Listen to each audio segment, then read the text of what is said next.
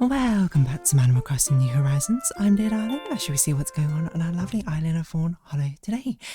So we'll be relaxing as per usual, and I'm probably gonna paint my nails, to be honest right now. I haven't actually painted my nails for a very long time. They've remained unpainted for probably over a month now. So I'm not gonna say this is a rare occurrence because I do usually like having painted nails, but I also just didn't like cut them for ages, and then I was like, I'll let them sort of be as they are for a while. But I'm like, it's Valentine's Day coming up. We've got to have something thematic on my nails, hey? And good evening, everyone. And I'm Fawnhallow. It's 11:27 p.m. on Thursday, February 12th, 2026. What I get up to do today? I recorded more 9 Souls. It's actually crazy. Like, this is such a rare situation, I think, when it comes to the series I'm doing on the channel, where I just want to play more 9 Souls, which is so crazy. Because it's very often when the mechanical game is like the sort of standard game. Like, it's normally the puzzle game, I say, that is the one that draws me in, or the story game. It's very rarely is it the mechanical game. In fact, I don't even know what mechanical game in the past might have taken that spot of being like, yes, this is something I want to continuously, or it's not even I want to continuously play, but I want to continue to play all of these games, but like, I'm actually going to record it out of order. Sort of, like, I don't need to record 9 Souls. I recorded another week in advance just because I wanted to play more of it. Like, I'm at like a really interesting section, and I think, 9 Souls has just sort of legitimately gripped me with its story, you know. It's a very story-driven game, and it's not story, like, implied like a lot of other Metroidvanias are, where it's just sort of like I'm not saying this is a bad thing, it's just a different method of storytelling, where it's sort of like implied through the world and that sort of thing. Like Hollow Knight does this a lot, which I think is good, and I still like it a lot. Like, I think Hollow Knight probably was up there for one, but I think it had very stiff competition at the time, from what I recall. I also played it for like 100 episodes, so but yeah, it's crazy. I just want to play more 9 Souls because I just want to know what happens in the story, essentially. And the stages are pretty fun. Like, I would say mechanically it's a pretty fun game. It's probably not like 10 out of 10 gameplay for me, but I think it's going to be difficult for any sort of Souls like 2B. But story, my word, the story, it's so good. I'm enamored with it.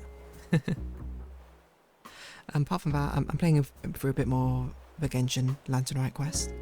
Genshin Impact Lantern Rite quest. I think it's a very interesting one, which I was thinking about as well, because obviously, like, gacha games and these games as a service operate on a very different system for how we end up designing characters, right? Because at the end of the day, we need to design characters with appeal in one way or another, because that's the monetary model, right?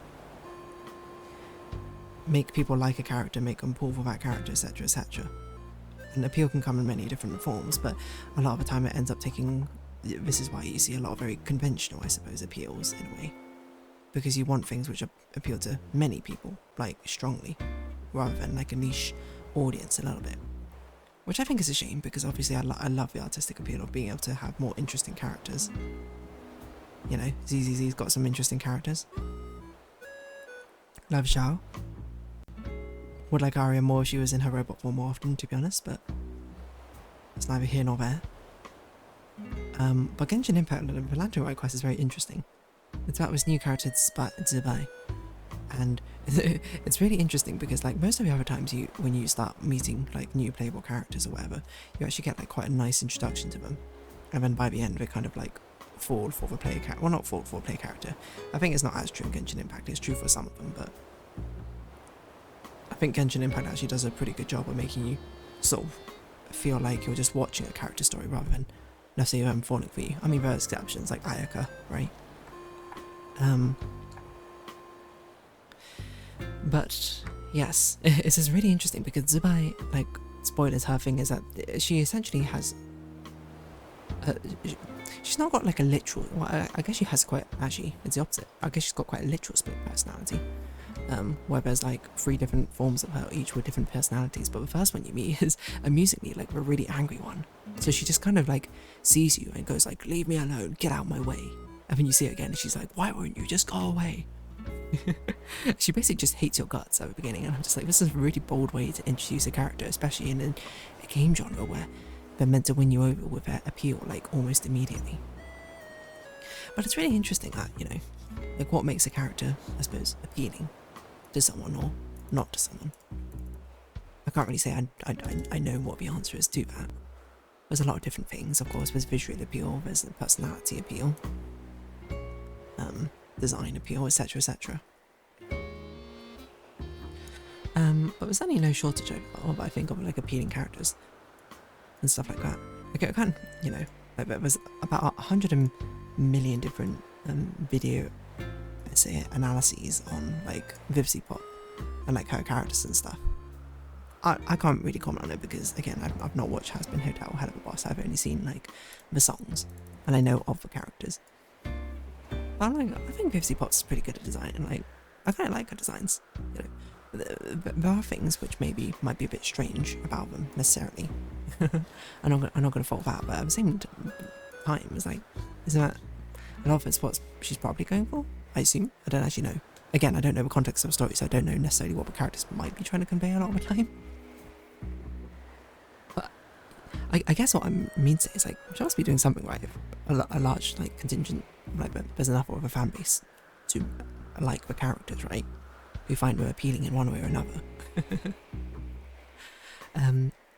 Certainly, you know, you can talk in theoreticals all you like, but results at the end of the day, you know, do also speak to what it is itself. Or at least a certain degree. I mean, it's not like people are still here raving about Concord, being like, oh, what Concord could have been. Well, I mean, maybe they are, to be honest, but I don't think anyone's really clamouring after those designs. I was just kind of thinking, actually, because these hero shooters have released a lot of new characters recently too. Like Overwatch 2, which has now become Overwatch without the 2 or something, apparently, which is wild. Had, or is, releasing like 4 or 5 different characters or something. I only know this because one of them is literally a cat with a jetpack, which is wild. But you know, I've got to appreciate the ingenuity, I suppose, of the character design.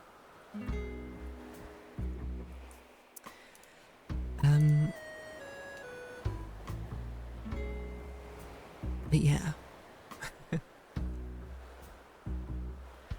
it's interesting because it's also what is that game called? What's my Valve MOBA shooter called? Can't remember now. Deadlock? That's it, Deadlock. Also released like 4 or 5 characters or something. They also did it in a very interesting way. Apparently you could play the game and then like whoever you vote, like when you beat the game, like finish the game or won, I don't know. You would be able to vote on which character was your favourite, and then whichever character got the most votes was the next one to be released, essentially. And I only heard out about this because there's like a very cute character, what's it called, like Rem or something, right? Rem Deadlock, which I don't even know what they are. They're just like a little tiny bird owl thing, and they're adorably cute. And they're just, I don't know, I very much appreciate Deadlock for having very cool looking characters. Like my favourite character was definitely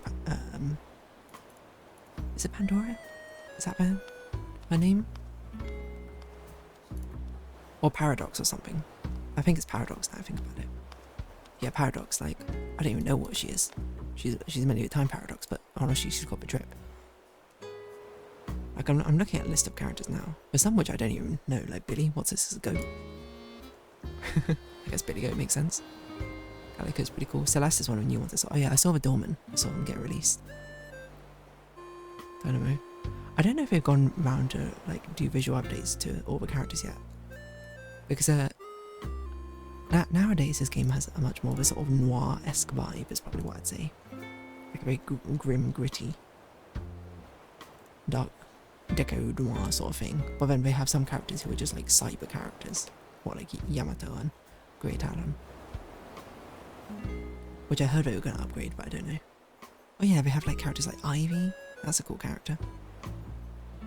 Mo and Krill. I don't know who this is, but they're new. 7 I thought was always pretty cool as well. Viper? Who on earth is this? It's just Viper literally looks like a creep or something, but not like a weirdo creep, but like a, you know, like an NPC simple monster or something from any game.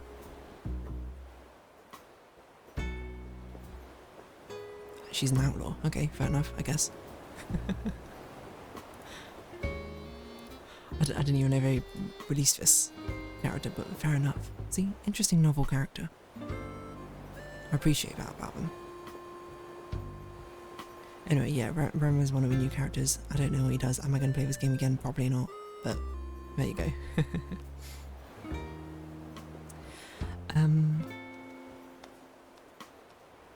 Yeah.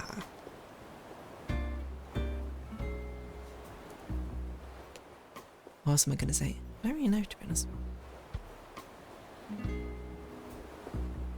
This is kind of it. I'm going to paint my nails in Valentine's colours, red, pink and white. The thing is, I don't really know how I want to do it. Do I want to do red, pink, pink, white, white, maybe? I got a new white nail polish as well, because I spoke about the previous one before. It was so thin and runny. Basically would never stay. I think I'll do... If only I had it in between shade of pink, which I don't, because then I could do red, red, pink, pink, white. In 5 different shades, but I don't. I think I'll do red, red, pink, pink, white on my nails. Yeah, that sounds good. Right, we've made a decision. That has a base coat has dried. Let's go. It's like a while since I painted my nails, but yeah, I don't know. All these hero shooters releasing characters. You know, Overwatch, Deadlock. Is Marvel Rivals releasing a character? I know they released Deadpool. Hotly anticipated character, right?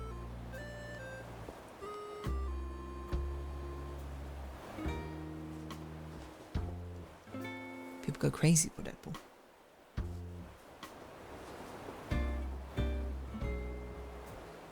I definitely remember he was one of my favourite characters in Marvel vs. Capcom though. Oh, I kind of went over there. Whoa, what happened here? Got like stray threads or something on my nail. Don't know how that happened.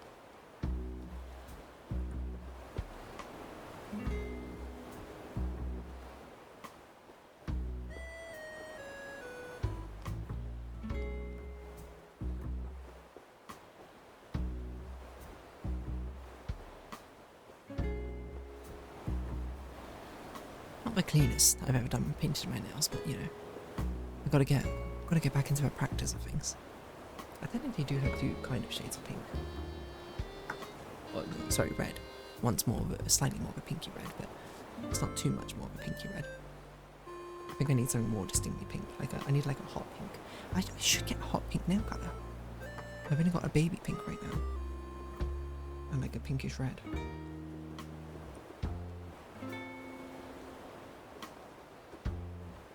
I always think about the fact that I have like such gaps in my nail colours, or like my available nail polishes. But then anytime I have the opportunity to buy some, I always forget what I'm missing. I just like make a list or something.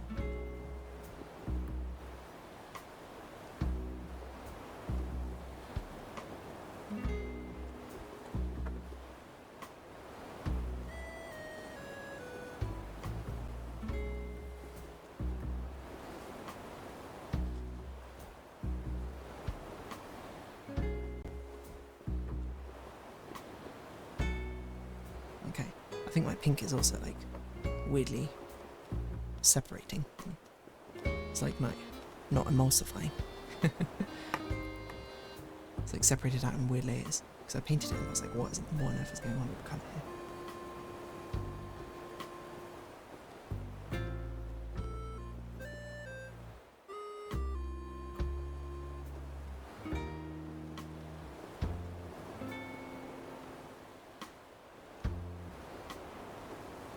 Nice. Red, pink, white. I say, not having actually done the white yet. This is a big reveal. How good is this white nail polish? Is it too liquidy? I don't know. If it's also as liquidy, I'm going to be very disappointed. So I'm like, what's the point of me getting a new one?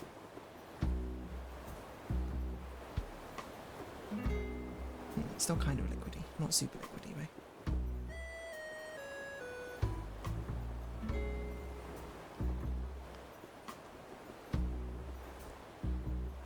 I'm a little just too concerned if it is too soft, basically. Like after I finish painting my nail, and it's like, oh, I can't even see it anymore. Anyway, yes, I was going to talk about hero shooters, like new characters and stuff like that, isn't it? Select your class, that sort of thing. I don't know, cat with a jetpack. I already drew a cat. I'll just add a jetpack on from him. I do like the idea of like a popularity contest for releasing characters, way. Doing it in game is fun, isn't it? Because I think whenever you, in a harmless way, create factions on the internet, it's always really funny, the like responses people put.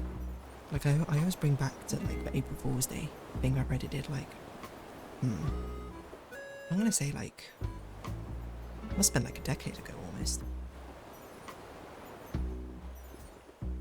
I think it was 2018, so I'm gonna say 8 years ago. That might not be accurate that way. I just feel like this white nail polish is also kind of light, but whatever. But it was like the Knights of a Button. No, sorry, not. It was called V-Button. And basically, depending on how, it was a timer which always counted down until someone pressed a button, and it'll go back up to 60 seconds. And then, depending on how late you pushed it, would have been determined like what colour you got. And then like different factions formed. Like trying to get different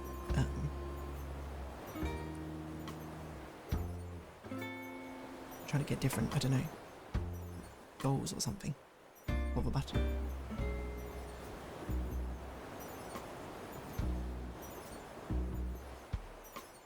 The only one I particularly remember is Knights of a Button, which is like people who wanted a button to keep going on forever, so they would push it whenever it got kind of low.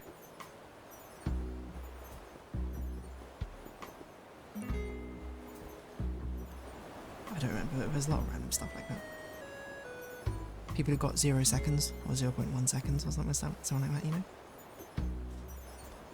The people who refuse to push a button.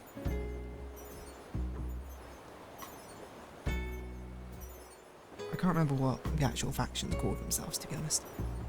Apart from Knights of the Button, the others have gone from my mind, but you know, whenever they do that, it's fun. So I was reading some of the Deadlock like posts, reactions about certain characters getting released. And it's just funny. People are just like, sleepyheads, what up?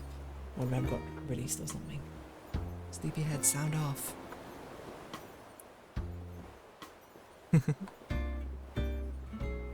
Calling people like Apollo losers or something.